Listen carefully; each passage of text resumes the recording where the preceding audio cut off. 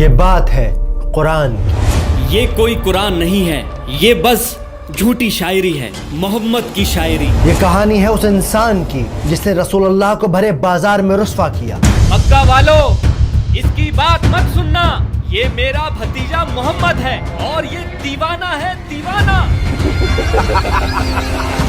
یہ بات ہے سورہ لہب۔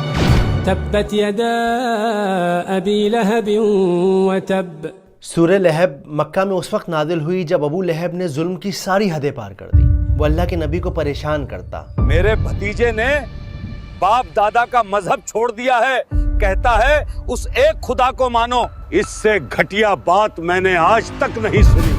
مگر اس سب کی شروعات جب ہوئی جب اللہ کے نبی نے صفا کے پہاڑ پر چڑھ کر زور سے پکارا، یا صباحا۔ اس کا مطلب تھا کہ اے لوگوں اٹھو اور میری بات سنو، تم پر ایک خطرہ آن پڑا ہے۔ لگتا ہے کوئی مصیبت آئی ہے۔ جب سب لوگ صفا کے پہاڑ کے نیچے جمع ہو گئے تو اللہ کے نبی نے ان سے ایک سوال پوچھا کہ اے لوگوں، اگر میں تم سے کہوں کہ اس پہاڑ کے پیچھے دشمن کی فوج تم پر حملہ کرنے آ رہی ہے، کیا تم میرا یقین کرو گے؟ لوگ چلا اٹھے۔ ہاں بالکل کریں گے، کیونکہ آپ سچے ہیں، آپ امین ہیں، آپ صدیق ہیں۔ ان سب لوگوں کے جواب سن کر انہوں نے ان سب سے کہا، میں تمہیں خبردار کرتا ہوں اس آنے والے عذاب سے جو بڑا سخت ہے، اور عبادت کرو اس ایک رب کی جو ساری کائنات کا مالک ہے۔ یہ بات سن کر ان کے چہروں پر چیختا سناٹا چھا گیا۔ وہ سب ایک دوسرے کو حیرانی سے دیکھنے لگے۔ یہ کیا کہہ رہے ہیں؟ تعجب ہے۔ تو کیا اپنے باپ دادا کا دین چھوڑ دیں؟ اور پھر ایک آدمی کھڑا ہوا، وہ چلایا، بھتیجے، تبا لکا علی ھذا جمعتنا۔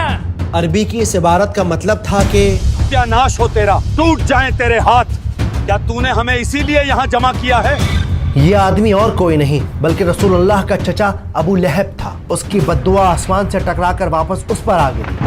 اللہ نے نبوت کے 10ویں سال میں سورہ لہب کو نازل کیا، جس میں اللہ نے کہا کہ ٹوٹ گئے ہاتھ ابو لہب کے، ہلاک اور برباد ہو گیا وہ۔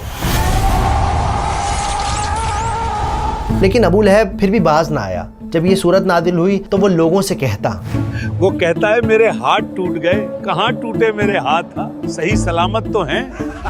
تو یہ تھا واقعہ سورہ لہب کے نازل ہونے کے پیچھے۔